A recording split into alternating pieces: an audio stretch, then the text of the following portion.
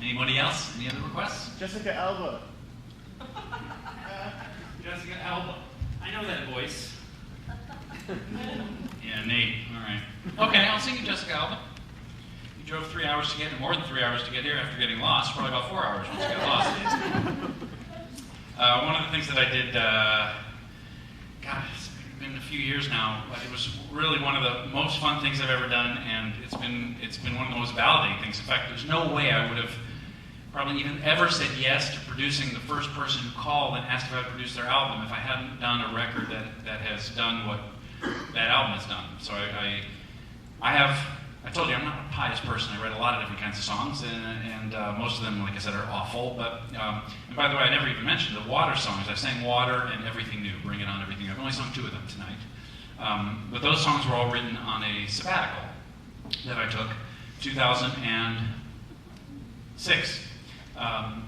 I decided to leave the peace and quiet of Los Angeles, and that was a joke. And I rented a house in a little town in Utah called Moab. It's a red rock country, and I remembered it being beautiful and quiet. And I drove there on January 1st, 2006, and spent 3 months living in a little house that I had rented, sight unseen, and hiking red rock country in Arches National Park, Canyonlands National Park, some state parks, and most of all, just being quiet. I've never been quiet.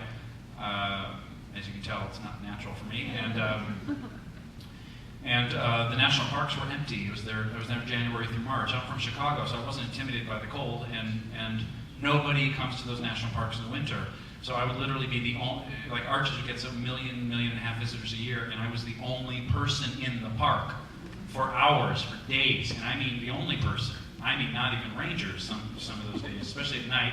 No rangers at the gate, nobody patrolling, just me lying down in the middle of the main road of Arches National Park, looking up at the stars and crying at how beautiful it was, right? That's the kind of experience I had for 86, 87 days. And the only thing I discovered about myself, the most significant thing anyway, was that I am a songwriter. Because nobody knew I was there and I owed nobody anything, and I was actually really quite unattached to coming back and resuming touring. I cleared my schedule for 3 months to find out what was next. That's why that Everything New song is so dangerous. That's a song I wrote in Moab. So I ended up writing 126 songs during my time in Utah. Songs would just come day and night, and imagine you're an artist, which we all are, and imagine you have no excuses not to create. That was my scenario. I had a song idea, and I was like, well, I've got nothing else to do. I had my baby guitar, my little writing guitar that I use, which Jude now bangs away at, and I had my little voice recorder and a piece of paper, so I guess I'll just write it. So I would write it and then forget it, And this story is relevant not only because of the Water songs I've sung.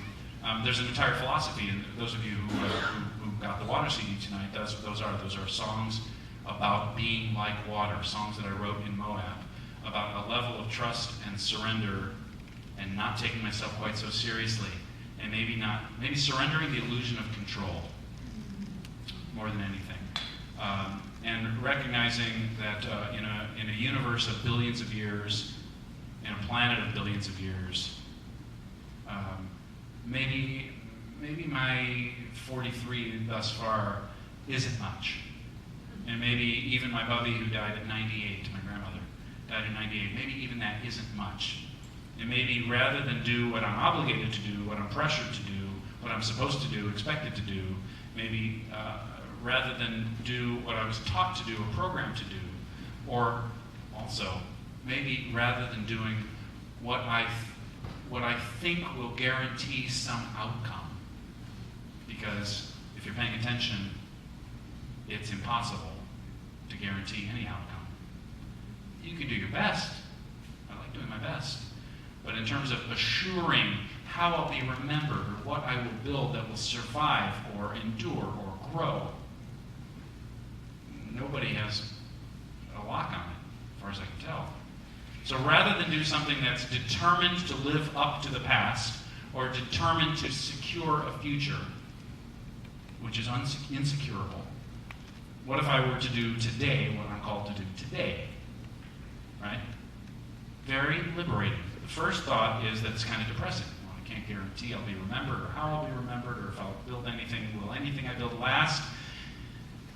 But if you remove the pressures, the way I summarize it is, yesterday is gone, tomorrow is none of my business, and today I have all that I need. Yesterday's gone, tomorrow's none of my business, and today I have all that I need. Well, one of the outgrowths of that entire way of thinking, which was born for me in Moab, in Utah, was whatever I feel like writing, I'm going to write. And that's what gave rise to nonsensical songs in between the water songs. And that's what gave rise to a pop rock record, which has now been all over TV. I mean, if you turn on the TV, you're going to hear a few seconds of my album called Waiting for Betsy, for no apparent reason, because there is no Betsy and I'm not waiting. But it's been very validating. As I said, as a producer, I produced a record that TV networks have gobbled up all over the place, all the time, hundreds and hundreds of uses a quarter. I get statements that are pages and pages. It doesn't make me $1 million, not even slightly. It's a few pennies sometimes at the time. But it's like I said, it was real validation, and even the making of that record made no sense except that it was mine to do. I felt called to do it. And my buddy Nate, who I've known since he was born, and he's now taller than me at 16. I know everybody's taller than me at 16, but just requested this song. So this is a song I wrote on the couch in the little house in Utah, and I actually almost couldn't sing my way through it because I was laughing at it, how ridiculous it is. But actually, it's my first ever song on the radio. It's a few years ago. And yes, it was on the radio. You'll hear it and you'll wonder how or why. In case you don't know who I'm singing about, it's a really pretty actress who I'm not supposed to have a crush on anymore because I'm married. This is a song for Jessica Alba. I know you're out there listening to my CD. Do you want to go out and go see a movie, or maybe ice cream? Everybody likes ice cream.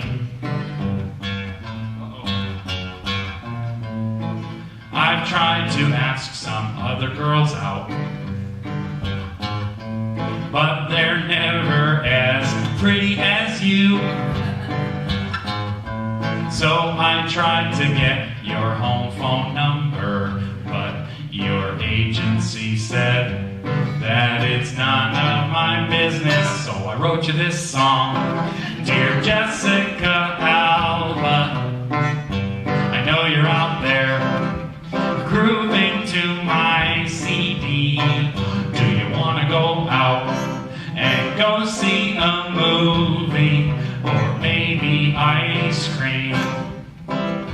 Who doesn't like ice cream? Then I heard the news that you were pregnant, and I couldn't be more happy for us. I just printed the adoption papers. I hope the baby looks like you and not like your boyfriend, since I wrote you this song. Dear Jessica Alba, I know you're out there shimmying to my CD. Do you want to go out and go hip-hop dancing, or maybe ice cream? I bet you like ice cream. Yeah, maybe ice cream, 'cause I read you like ice cream. How about some ice